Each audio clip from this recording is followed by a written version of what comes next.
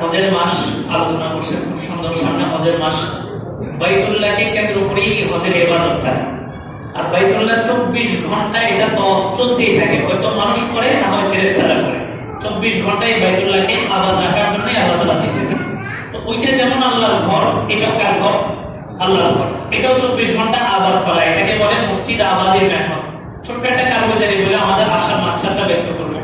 একটা জামাত বিদেশ সফরে গেছিলেন, তো ওনারা যাওয়ার পরে যে জায়গায় রোড দিয়েছে লোকেশন, ওখানে যাওয়ার পরে জানলেন এখানে 100 বছর পুরাতন একটা মসজিদ আছে যেটা বন্ধ, যেটা চালু হয় না, চলে না, বন্ধ মসজিদটা। এবং আশপাশে যে বাড়ি ঘরগুলো আছে ওগুলোতে কোনো মানুষ থাকে না, বিরাট ভূমি। ওখানে যে জানলেন যে মসজিদটার ভিতর থেকে একটা ভয়ঙ্কর আওয়াজ আসে, যে আওয়াজের ভয়ে মানুষ ঘর বাড়ি ছেড়ে দিয়ে, মহল্লা ছেড়ে দিয়ে দূরে চলে গেছে। তো ওনারা ঘরে মসজিদটাকে বের করলেন, মসজিদটা সাফ সাফাই করলেন, দেখলেন যে বাহিরে যে পরিমাণ ময়লা, ভিতরে ওই পরিমাণ ময়লা। ভিতরটা পরিষ্কার করলেন। মাগরিবের সময় পর পর মসজিদ থেকে একটা আওয়াজ, আস্তে আস্তে এটা আওয়াজ বাড়তেছে। তার অনেক গভীর হয়ে গেছে।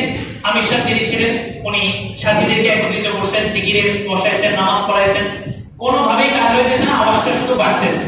একটা পর্যায়ে আমির সাহেব বললেন যে তুমি কে, আমাদেরকে কেন ভয় দেখাইতেছো, আমরা আল্লাহর রাস্তার মেহমান।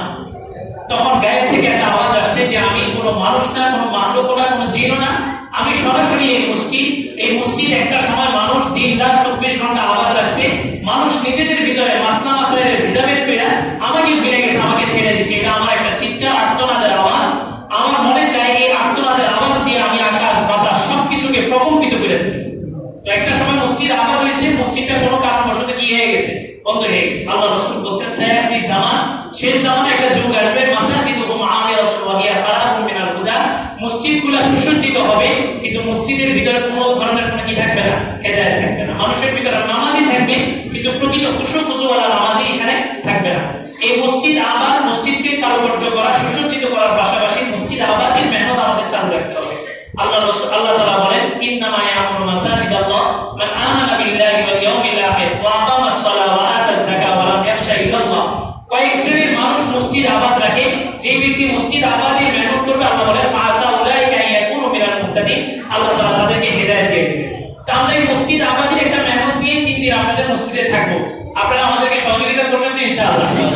আমরা 3 দিন থাকবো, 3 দিন পরে আমরা চলে যাব। তারপরে মসজিদ আমাদের মেহনতটা কি বন্ধ হয়ে যাবে?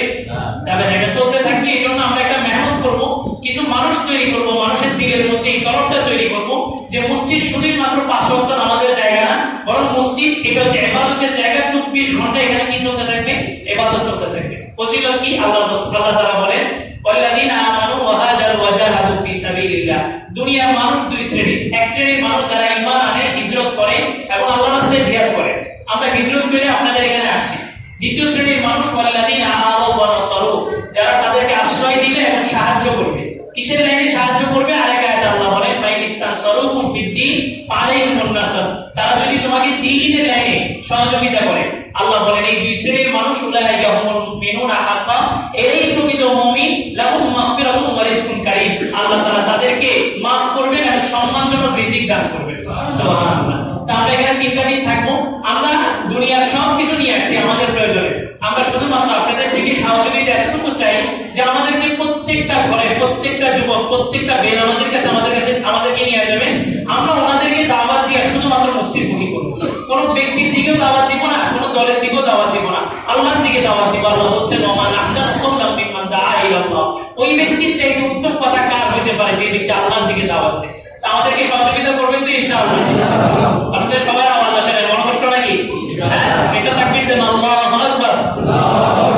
আরেকটু জোরে, আল্লাহু আকবার। আমাদের সবাইকে হুজুর যে কথাগুলো বলছেন এবং যে কথাগুলো বলা হলো, বলবেন ওয়ালা সুন্নাহওয়ালা সকলকে আমল করার তৌফিক দান করুন। নামাজের পরে মহল্লা সবাই, সাথী না শুধু, মহল্লা সবাই একটু বলবেন। আমরা অল্প সময় একটু পরামর্শ করবো যে কিভাবে কাজটা করলে আমাদের এই 3 দিনটা একটু কার্যকরী হয়। বলবেন তো ইনশাআল্লাহ। আল্লাহ তাআলা সবাই